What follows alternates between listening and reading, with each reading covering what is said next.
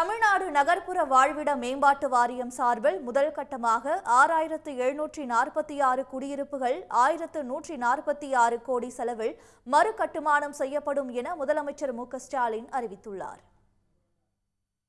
சட்டப்பேரவையில் 110 விதியின் கீழ் அறிவிப்புகளை வெளியிட்ட முதலமைச்சர், தமிழ்நாடு நகர்ப்புற வாழ்விட மேம்பாட்டு வாரிய பணிகளுக்கு முன்னுரிமை அளிக்கப்பட்டு கடந்த 3 ஆண்டுகளில் 29,439 அடுக்குமாடி குடியிருப்புகளும் 1,70,462 தனி வீடுகளும் கட்டி முடிக்கப்பட்டுள்ளதாக தெரிவித்தார். மேலும் 172 திட்ட பகுதிகளில் 79,094 அடுக்குமாடி குடியிருப்புகளும் 89,429 தனி வீடுகளுக்கான கட்டுமான பணிகளும் நடைபெற்று வருவதாகவும், இந்த திட்ட பணிகளுக்காக 6,685 கோடி ரூபாய் செலவிடப்பட்டுள்ளதாகவும் முதலமைச்சர் கூறினார்.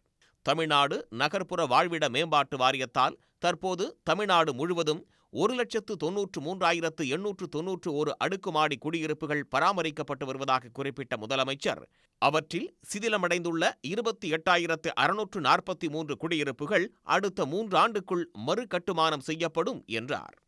2024-25 ஆண்டில் சென்னை மாநகரில் கிழக்கு கல்லறை சாலை, கொடுங்கையூர், வ.உ.சி. நகர் போன்ற திட்டப்பகுதிகள், தஞ்சாவூரில் ஏவிப்பதி நகர் திட்டப்பகுதி மற்றும் திருச்சியில் கோட்டக்குள்ளை திட்டப்பகுதி ஆகியவற்றில் உள்ள 6,746 அடுக்குமாடி குடியிருப்புகள் 1,146 கோடி ரூபாய் மதிப்பீட்டில் மறு கட்டுமானம் மற்றும் புதிய திட்டப்பகுதிகள் கட்டுமானம் செய்யப்படும் என்பதை மகிழ்ச்சியுடன் தெரிவித்துக் கொள்கிறேன்.